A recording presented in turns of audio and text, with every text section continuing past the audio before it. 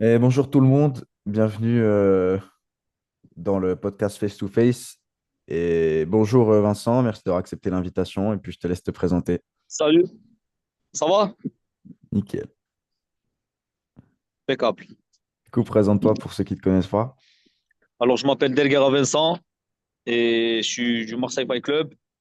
Voilà, j'ai 35 ans et voilà, on est là. Est-ce que tu peux nous raconter ton parcours dans les sports de combat?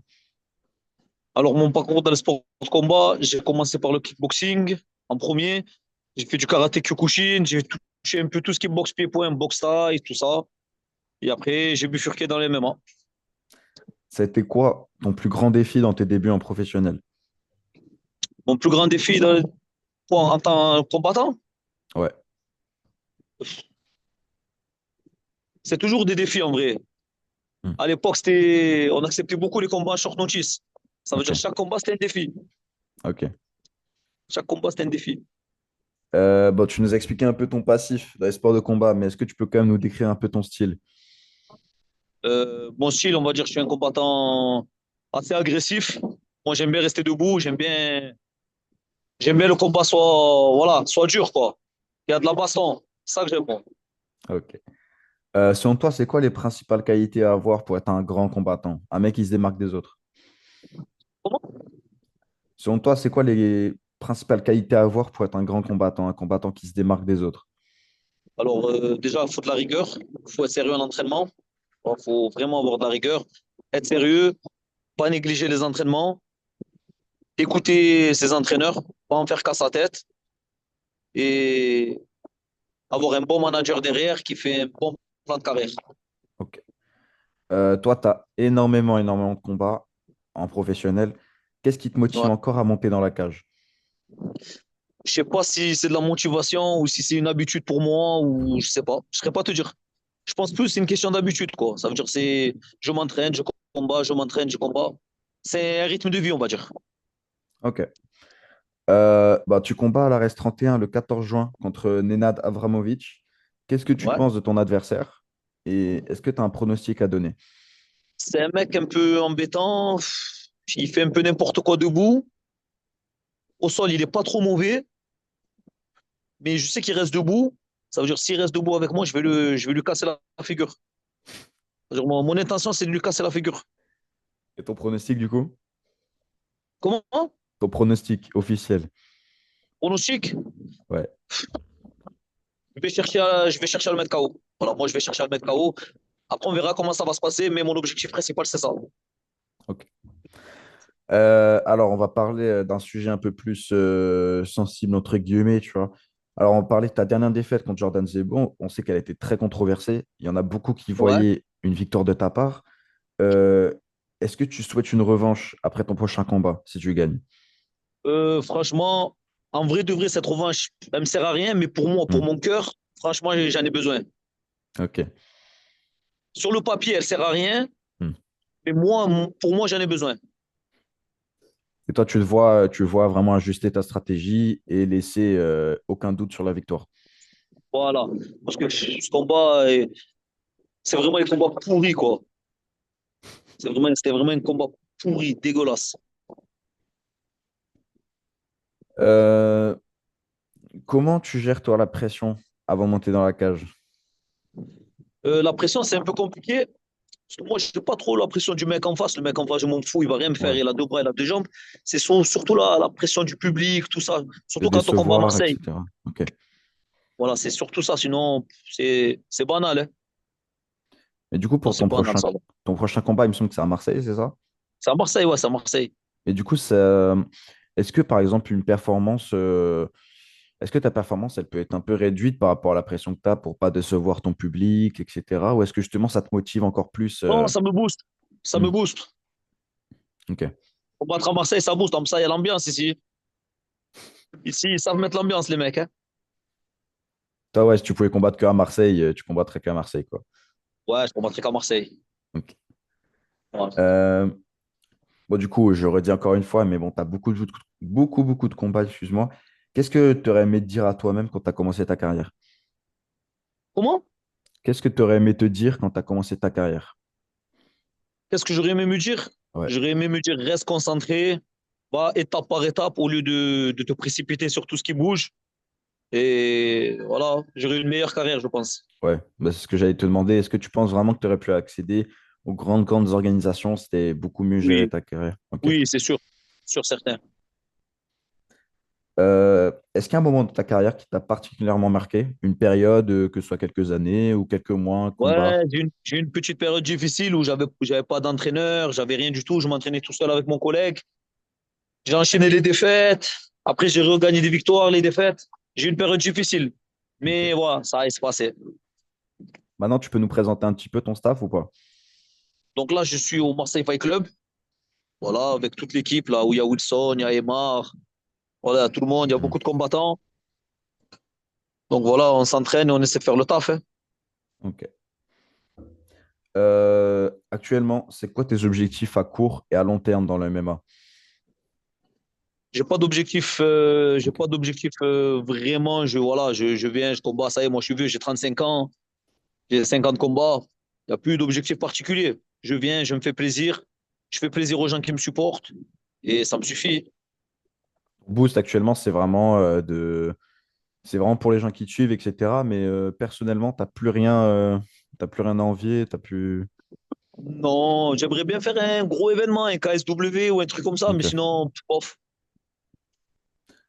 Euh, alors, bon, c'est une question. Bah, du coup, c'est ce que j'allais te demander. Est-ce que combattre encore dans une très grande orga, c'est dans ta tête? Donc, ouais, type KSW, PFL, tout ça, c'est encore dans ta tête? Ouais, j'aimerais bien en faire un, au moins avant d'arrêter. Ok. Faire une consultation comme ça avant d'arrêter, ça serait pas mal. Tu penses aller de grosses performances à l'ARES, c'est encore possible? Oui, oui, bien sûr. Ok. Déjà, là, je vais faire une grosse performance, là. Là, je vais le Ouais. casser la figure. Là, je suis vraiment remonté, là. Ouais. Là, Bah, j'ai je me vraiment une doute. revanche à prendre, là. Je me doute, je me doute. En tout cas, ce sera à suivre pour la RES 31 le 14 juin. Donc, je vous invite à aller voir, hein. Là, tu es en pleine préparation, du coup, j'imagine? Comment? Tu es en pleine préparation, du coup, j'imagine? Je suis en pleine préparation, je suis déjà presque au poids. Je veux dire, Ok. voilà, moi, je ne cut pas, je fais le régime, je descends au poids sans cutter pour être en forme le jour J. Ouais, le fait de pas cutter, ça te donne un avantage pour toi. Ouais, je me sens bien. Ok.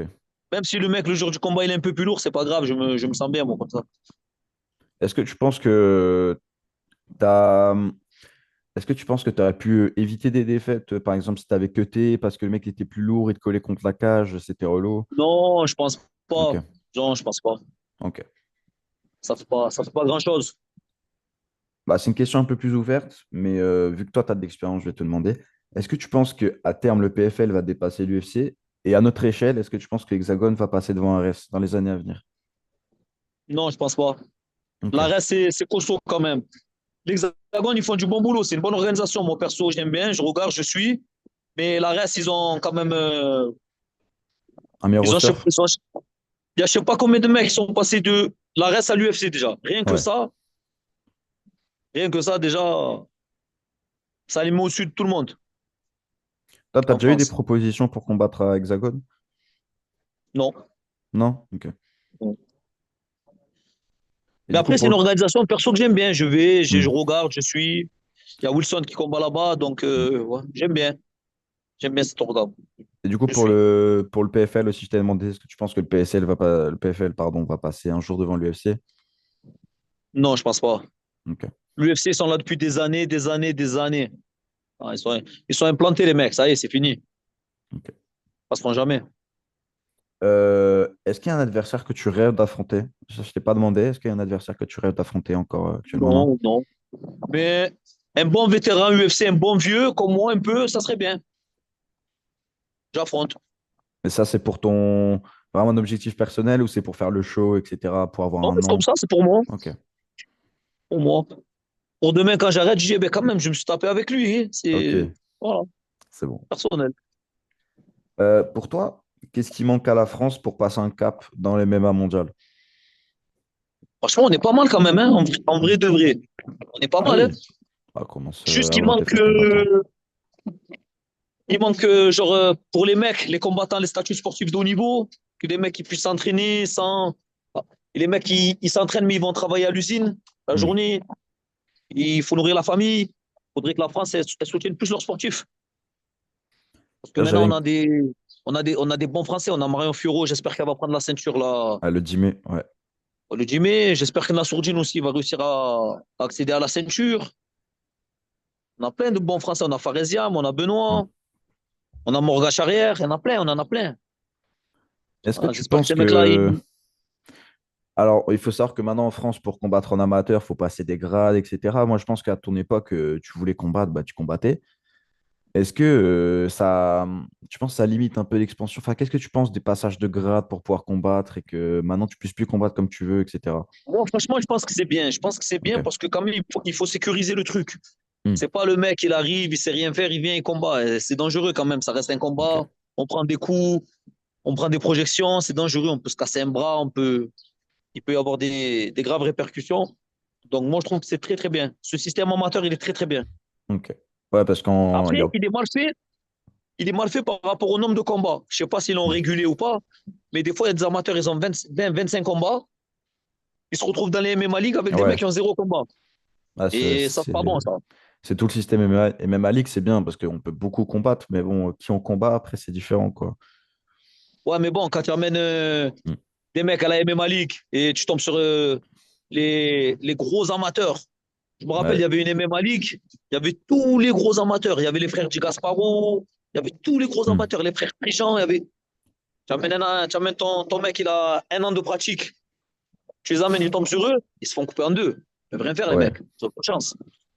Limite, est-ce qu'un système où en mode les mecs de leur grade, ils sont avec les mecs de leur grade, ouais, même en amateur, ça peut peut-être être mieux, ouais. Moi, je pense qu'il faut faire un système amateur, semi-pro, pro. Hmm. Ok. Il faut mettre un semi-pro, quand même. Et semi-pro, ça À compterait mon dans avis, quel moi, je bilan? pense. Hein. Ça compterait dans quel bilan? En mode, on aurait un bilan amateur, un bilan semi-pro et Ouais. un bilan pro. Ok. Et Voilà, ouais, semi-pro, il je serait payé pense. du coup. Il serait payé en semi-pro. Semi-pro, ouais, sur les gars-là, ils seraient rémunérés, mais Ok. dans les MMA League et tout, ils seraient entre eux et voilà. Ok. Ok. Non, non, ouais, en vrai, ça peut être une bonne idée, ouais, parce que même à Ligue, des fois, enfin, même tu vois des mecs qui sont en 12-0, ils affrontent des 0-0. Bah, de toute façon, les bilans amateurs, c'est souvent ça, hein. Les meilleurs, ils Et ouais, c'est s'affrontent ça. pas. Les meilleurs s'affrontent pas. Et puis, ils affrontent que les mecs en 0-1, 6-6. Enfin, que des mecs comme ça. Mais non, c'est Ouais. trop, c'est trop. Trop dur pour les jeunes. Toi, tu amènes un mec, ça fait 1 an qu'il s'entraîne, il arrive, il tombe dans la poule, il n'y a que les tueurs. Il Ouais. peut rien faire. Il peut rien Ouais, faire, le c'est mec. vrai. C'est impossible. Est-ce que tu as une anecdote marrante sur un de tes combats ou un de tes entraînements? Des entraînements, des combats. Putain, j'en ai plein, je sais pas, je serais pas quoi te dire là. Tu Là, comme saurais pas ça, en je n'ai dire pas une une? qui me vient en tête. Il n'y en a pas une qui t'a marqué? Non, j'ai pas une qui me vient en tête comme ça. Ça Genre, va. faut que je réfléchisse, faut que je m'assoie, que je réfléchisse. Ouais. Où est-ce que tu te vois dans 5 ans? Du coup, à 40 ans. À 40 ans, Ouais. je pense que je serai encore là. Hein. Si je suis pas Ah blessé, ouais? je serai encore là, je pense. Toi, tu veux pas t'arrêter? Mais c'est compliqué un peu. Déjà, je veux mettre un gros programme de combat. Je vais avoir beaucoup de combats. Tu vois. Mettre la barre haute, personne sera à tel nombre de combats. Ça veut dire quand on va dire c'est qui le combattant français qui a le plus de combats, on va dire Delguera. Voilà. Ah ben, je pense que s'il y a moins que ce soit déjà le cas, hein. Je me suis pas trop renseigné, mais je connais très très très peu de Français qui ont plus de 50 combats. Il y en a deux. Il y a Xavier Fomapokam et Hmm. Anthony Rea. Ok, Et on est tous dans la 54, 55, tu vois, on est tous pareils. ok. Ça veut dire Et eux dans 1 an, continuent? je les ai dépassés. Ils continuent ou pas? Non, ils continuent plus. Ils sont vieux, ça y est. Ah bah vas-y. Xavier l'a arrêté, ça fait longtemps. Et Ok. Anthony, le reste. Ouais, non, ça y est, je pense qu'il a arrêté aussi. Il va en faire un ou deux, mais ça y est, c'est fini. Ah, du coup, c'est à toi, c'est toi qui vas battre leur corps, j'imagine, du coup, hein. Parce qu'en Donc toi, là, c'est moi qui vais t'es. battre le record. Ouais, ouais. Et les nouvelles générations, ils sont pas autant actifs. Hmm. Ouais, je suis d'accord avec toi. Maintenant, maintenant, il y a beaucoup le plan de carrière, le Hmm. truc. C'est plus, allô, tu veux combattre? Ouais, j'y vais. Il n'y a plus ça, Ouais. c'est fini. Ouais, moi, je pense que tu vas garder ce. Je pense que tu vas garder ce site parce que les jeunes, maintenant, ils combattent vite au début de carrière pour vite se faire 6-5-0. Et après, ils choisissent leur combat, ils combattent une, deux fois par an. Mais c'est vrai Voilà, c'est que, ça. ouais. Et puis même les C'est ça. parcours amateurs, ils sont beaucoup plus longs. Toi, je pense à 18 ans, Ouais, tu combattais, non? Déjà. je combattais déjà, moi, à 18 Hmm. ans. Ouais. Voilà. Ah, c'est ça aussi. Ça veut dire Moi, je trouve. 2008, je combattais déjà, moi. Ouais, j'ai vu, ouais. 2008, je combattais déjà. Bah, du coup, on parlait des bilans amateurs et tout. Toi, tu t'entraînes vraiment avec des très très bons combattants. Il y a qui que tu vois, quel crack tu vois exploser en 2025-2026? Qui? Combattant? Ouais, des mecs que tu vois vraiment exploser. Nous, on est un petit jeune chez nous, là. Il s'appelle Salvo. Guidice, Hmm. là. Il combat au. C'est un jeune très assidu, très sérieux. Je pense qu'il va faire quelque chose de bien, ce jeune, s'il reste dans cette ligne-là. Il est très, très bien en amateur. Après, il y a plein d'autres amateurs, mais vraiment, lui, il vient de passer chez les pros. Lui, il Ok. peut faire quelque chose de bien, ce jeune. En tout C'est cas, je quoi lui souhaite. son nom complet? Salvo Guidic. Euh, Il peut-être que combat tu là, auras sur la été carte du PFL, là. peut-être que tu été Ah oui, ok. Peut-être que tu Eh auras été oui. le premier à le dire. Dans 5 ans, on regardera ça et puis on verra Ah que. ouais. Ouais, Moi, je doute pas de ce jeune. C'est vraiment un jeune, je doute pas de lui. Voilà. ok. Bah, du coup, la dernière question, qu'est-ce que tu pourrais dire à un jeune qui souhaiterait se lancer? Un jeune qui voudrait se lancer, déjà, qui réfléchisse, qui travaille bien à l'école, Ouais. qui s'occupe, qui met bien sa vie professionnelle bien correctement. Parce qu'au début, le MMA, tu ne manges pas, il n'y a rien. Hmm. Il n'y a rien. Si tu n'es pas un phénomène, il n'y a rien pour toi. Voilà. Donc, il faut rester concentré, avoir une vie professionnelle stable et ensuite penser au MMA. Mais le MMA, il faut penser en dernier. Il ne faut pas le passer en priorité, ça ne sert à rien. Ok. Voilà. En tout cas, merci beaucoup d'avoir accepté Merci à l'invitation, toi. Vincent. C'est Et très puis, gentil. Merci beaucoup. on te donne de la grosse force pour ton combat, ton prochain Tu es au combat. top. Et bah, on espère que tu vas gagner. Et à ce Je vais moment-là, on gagner. donnera tous de la force. Je vais gagner. Je vais gagner. Allez, Fais-moi confiance. je te Allez, fais confiance. Ciao, ciao. Vincent. Merci pour la force. Merci beaucoup. Ciao, ciao.